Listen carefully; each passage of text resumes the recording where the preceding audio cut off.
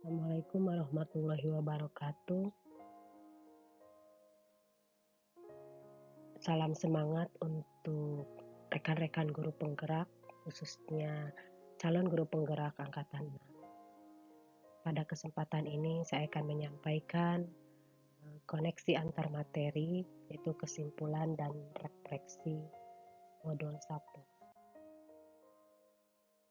Menurut Ki Hajar Dewantara, pendidikan yaitu menuntun segala kodrat yang ada pada anak-anak agar mereka dapat mencapai keselamatan dan kebahagiaan yang setinggi-tingginya baik sebagai manusia maupun sebagai anggota masyarakat.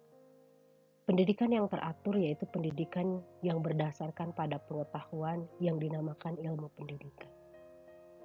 Ilmu ini tidak berdiri sendiri, akan tetapi masih berhubungan dengan ilmu-ilmu lainnya yang dinamakan ilmu syarat-syarat pendidikan.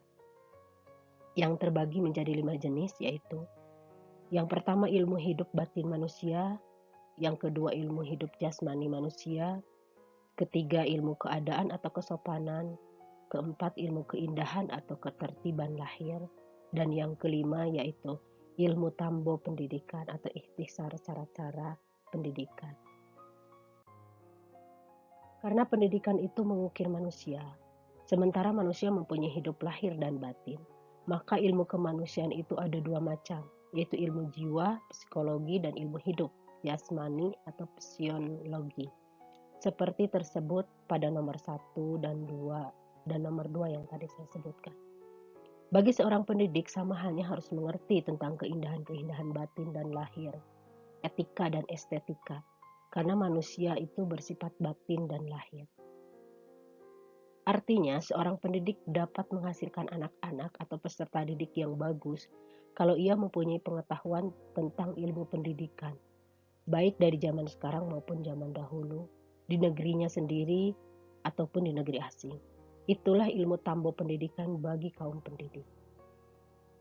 Pentingnya seorang pendidik menguasai ilmu pendidikan dan terus mengembangkan diri agar memiliki pengetahuan yang luas dan profesional di bidangnya, agar mampu mengukir anak-anak atau peserta didik sesuai dengan visi misi sekolah serta tujuan pendidikan secara umum. Rekan-rekan calon guru penggerak semua, sebelum mempelajari modul 1, biasanya saya melakukan pembelajaran dengan model yang sudah saya siapkan. Artinya tidak berkomunikasi dengan anak-anak terlebih dahulu. Terkadang hanya sedikit mendengarkan keinginan anak, merefleksikan pembelajaran sesuai dengan yang sudah saya rencanakan, kemudian tidak melakukan penilaian guru dari anak setelah pembelajaran, dan merasa kurang memberikan kebebasan kepada anak dalam proses pembelajaran sehingga anak tidak mandiri. Itulah yang saya rasakan sebelum saya mempelajari modul 1 ini. Kemudian setelah saya mempelajari modul 1 ini, saya merenung dan memikirkan banyak hal sehingga perlu kiranya saya merubah pola pikir saya terhadap anak, memahami anak, dan menyelaraskan pembelajaran yang berpihak pada anak. Ternyata banyak hal yang belum tepat saya lakukan dalam proses pembelajaran, sehingga perlu adanya pembenahan pola pikir dan pemahaman saya terhadap anak didik. Maka setelah saya mempelajari modul 1, banyak hal yang harus saya lakukan untuk melakukan perubahan diri. Di antaranya yaitu yang pertama berdiskusi dengan anak atau peserta didik tentang pola pembelajaran seperti apa yang mereka inginkan, yang menyenangkan bagi mereka, tetapi tujuan pembelajaran tercapai. Kemudian yang kedua, merefleksikan pembelajaran sesuai dengan kebutuhan dan sosiokultural lingkungan, melakukan hal-hal positif yang sudah, sedang, dan belum dilakukan peserta didik dikaitkan dengan materi pembelajaran yang sedang berlangsung, yaitu pembelajaran PPKN yang saat ini saya ambil. Kemudian yang ketiga, melakukan penilaian guru dari peserta didik setelah pembelajaran, sehingga kita bisa mengetahui hal-hal yang perlu dilakukan ke depannya, bisa melakukan evaluasi diri. Yang keempat, memberikan kebebasan kepada anak dalam proses pembelajaran sesuai dengan kemampuannya masing-masing. Mendukung ide-ide positif yang disampaikan anak-anak, sehingga anak lebih mandiri serta tujuan pembelajaran tercapai.